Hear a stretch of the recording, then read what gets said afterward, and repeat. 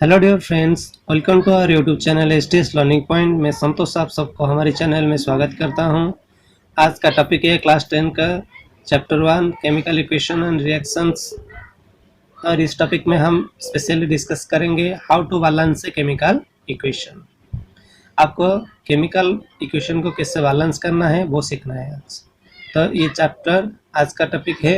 तो अगर ये टॉपिक आपको अच्छा लगे तो दोस्तों के साथ शेयर जरूर कीजिए। तो चलते हैं टॉपिक के ऊपर। How to balance a chemical equation. Balance a chemical equation means to balance both the reactant and the product. To balance both the reactant and the product. एक इक्वेशन में दो साइड होते हैं, एक reactant side, another is the product side. तो मैं लिख देता हूँ रिएक्टेंट, ये वाला राइट साइड है प्रोडक्ट। तो reactant and product both side के एलिमेंट को, नंबर ऑफ एलिमेंट को आपको बैलेंस करना है, उसको बोलते हैं बैलेंस ए केमिकल इक्वेशन। तो ये both balancing the both reactant and the product. ये टॉपिक और ये केमिकल इक्वेशन जो बैलेंस करना है, ये law of conservation of mass के माध्यम से आता है। Law of conservation of mass, that means both reactant and the product contains the same number of mass। तो चलते हैं, आपको एग्जाम्पल के माध्यम से आपको सिखाते हैं। तो एक एग्जाम्पल में आपको दिखाता हूँ। एक इक्वेशन है, वाटर कैसे फॉर्म होता है ना, hydrogen plus oxygen to form water. Hydrogen plus oxygen to react and to form water.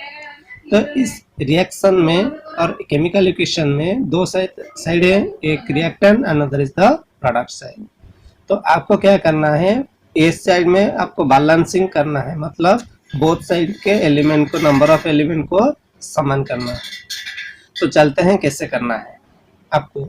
तो इसलिए आपको सॉल्यूशन करने से पहले ये वाला लिख देना चाहिए कि both reactant another is the product. Reactant side में कौन कौन सा एलिमेंट है, ये हाइड्रोजन है और ये ऑक्सीजन है। तो आपको हाइड्रोजन और ऑक्सीजन को लिख देना है। प्रोडक्ट साइड में क्या है, वो ही हाइड्रोजन है, ऑक्सीजन है, और हाइड्रोजन और ऑक्सीजन को लिख देना है। और आपको देखना है कि both reactant and product side में जितना एलिमेंट, जो भी एलिमेंट है और कितना कितना होता है, वो सब आपको लिख देना है। How many number of elements are present in the reactant and the product side. तो चलते हैं, रिएक्टेंट साइड में हाइड्रोजन है 2, तो 2 लिख देते हैं, और ऑक्सीजन है 2, तो 2 लिख देते हैं। इसी तरह प्रोडक्ट साइड में हाइड्रोजन कितने होते हैं ना, हाइड्रोजन H2 मतलब 2 और ऑक्सीजन मतलब 1। तो आपको बैलेंसिंग करना है, मतलब बोथ साइड में, रिएक्टेंट एंड प्रोडक्ट साइड में एलिमेंट के नंबर को सम करना है। यहाँ पर हाइड्रोजन 2 और यहाँ पर हाइड्रोजन 2, तो ये सेम है। यहाँ पर है ऑक्सीजन 2, यहाँ पर ऑक्सीजन 1 है, तो ये समान नहीं है। तो ये केमिकल रिएक्शन जो है, जो इक्वेशन, ये बैलेंस नहीं है। तो आपको बैलेंसिंग करना मतलब बोथ साइड के एलिमेंट को इक्वल करना है। तो चलते हैं कैसे करना है। ये वाला है 2, ऑक्सीजन नंबर है 2, यहाँ पर ऑक्सीजन नंबर है 1। तो आपको क्या करना है, यहाँ पर 2 मल्टीप्लाई कर देना है। लेकिन एक याद रखिए, अगर आपको कोई नंबर मल्टीप्लाई करना है, तो जो नंबर ये वाला है ऑक्सीजन में सिर्फ 2 मल्टीप्लाई करने से ये इक्वेशन चेंज हो जाएगा, क्योंकि ऑक्सीजन किसके साथ है, ऑक्सीजन और हाइड्रोजन 2 मिलजुल कर रखते हैं। तो इसीलिए सिर्फ ऑक्सीजन से मल्टीप्लाई करने से कुछ नहीं होता। अगर ऑक्सीजन में मल्टीप्लाई करेंगे तो हाइड्रोजन भी वो भी मल्टीप्लाई हो जाएगा, क्योंकि हम किसी नंबर के एलिमेंट का जो भी नंबर ऐड करना है और मल्टीप्लाई करना है, उसके लेफ्ट साइड में करना है, मतलब यहाँ पर करना है। यहाँ पर मतलब करने पर ये बहुत हाइड्रोजन को जाता है और ऑक्सीजन को भी जाता है। इसीलिए अगर ऑक्सीजन में मल्टीप्लाई करना है तो हम हाइड्रोजन में भी मल्टीप्लाई करेंगे। तो यहाँ पर हाइड्रोजन और ऑक्सीजन दोनों में 2 मल्टीप्लाई हो गया। तो यहाँ पर सिर्फ ऑक्सीजन के मतलब 2 थे, तो यहाँ पर ऑक्सीजन 2 हो गया, लेकिन हाइड्रोजन से 2 मल्टीप्लाई करने पर हाइड्रोजन 2 2 जा 4 हो गया। तो यहाँ पर हाइड्रोजन कितना है, सिर्फ 2, तो यहाँ पर भी आपको 2 मल्टीप्लाई कर देना है। तो अभी देखो हाइड्रोजन कितना हो गया, 2 2 जा 4, और यहाँ पर हाइड्रोजन हो गया 2 2 जा 4, यहाँ पर ऑक्सीजन 2, यहाँ पर 1 2 जा 2। अभी बोथ साइड में रिएक्टेंट और प्रोडक्ट साइड में बोथ में हाइड्रोजन और ऑक्सीजन बैलेंस हो गया। तो इसको लिख देना है कैसे, यहाँ पर हाइड्रोजन में कितना मल्टीप्लाई हुआ है 2, तो यहाँ पर लिख देना है 2H2, प्लस ऑक्सीजन में कितना मल्टीप्लाई हुआ है, कुछ नहीं, तो यहाँ पर सिर्फ O2 गिव्स दैट कितना हुआ है, प्रोडक्ट साइड में हम कितना मल्टीप्लाई किए हैं 2, तो 2H2O। तो ये हो गया बैलेंसिंग द केमिकल इक्वेशन, ये हो गया बैलेंसिंग द केमिकल इक्वेशन। अगर आपको बैलेंसिंग करना है यहाँ पर देखिए, तो ये था रिएक्शन और इक्वेशन, और ये है बैलेंस केमिकल इक्वेशन।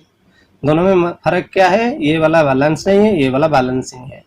इसका मतलब both reactant and product side में बोथ में एलिमेंट का नंबर और एटॉमिक नंबर और एटॉमिक मास बोथ सेम है, लेकिन यहाँ पर सेम नहीं है। तो अगर आपको बैलेंसिंग केमिकल इक्वेशन करना है तो आपको पहले रिएक्टेंट एंड प्रोडक्ट साइड में लिख देना है, और रिएक्टेंट और प्रोडक्ट साइड में कौन कौन सा एलिमेंट पार्टिसिपेट किया है उसको लिखना है, और कितना नंबर है उसको भी लिखना है, और उसके बाद आपको बैलेंसिंग करना है। बैलेंसिंग करने के बाद बैलेंसिंग का जो केमिकल इक्वेशन होता है उसको रिपीट कर लिखना है। तो यहाँ पर देखिए 2 2 जा 4, हाइड्रोजन 4 हो गया, तो यहाँ पर 2 2 जा 4 हो गया। ऑक्सीजन यहाँ पर कितना है 2, और यहाँ पर 2 1 जा 2, तो टोटल ऑक्सीजन और हाइड्रोजन बोथ साइड में रिएक्टेंट और प्रोडक्ट साइड में सेम हो गया। तो ये हो गया बैलेंसिंग द केमिकल इक्वेशन। उसी तरह अगर आपको और भी कुछ करना है तो चलते हैं और एक एग्जांपल के माध्यम से आपको समझाते हैं।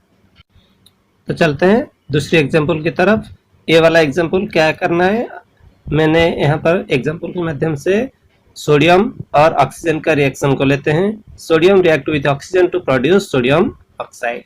सोडियम का फॉर्मूला होता है Na प्लस ऑक्सीजन का फॉर्मूला होता है O2, gives that sodium oxide Na2O।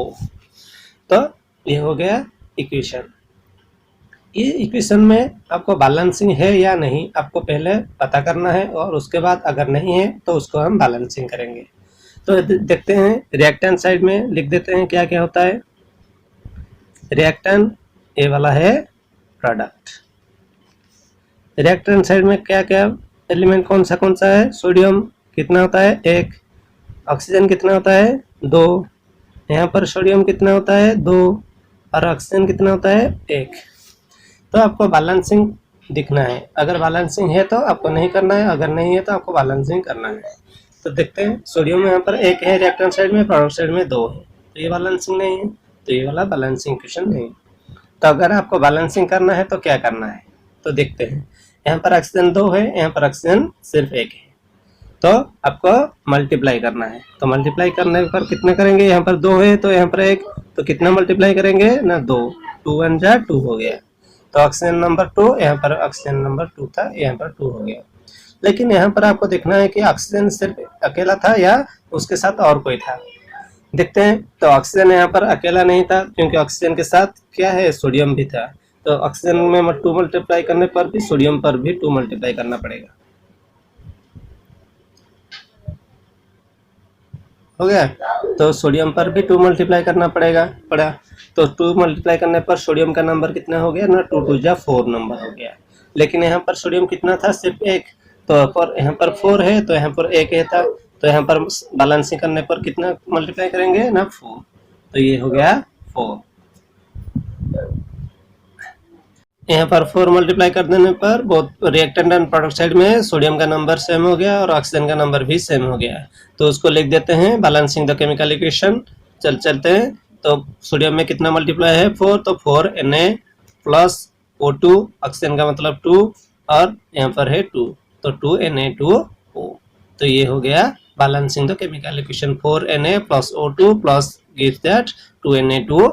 तो यहाँ पर देखते हैं 4 Na, 2 2 जा 4 Na, 2 ऑक्सीजन, यहाँ पर 2 1 जा 2 ऑक्सीजन।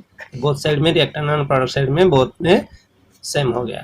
तो ये हो गया बैलेंसिंग द केमिकल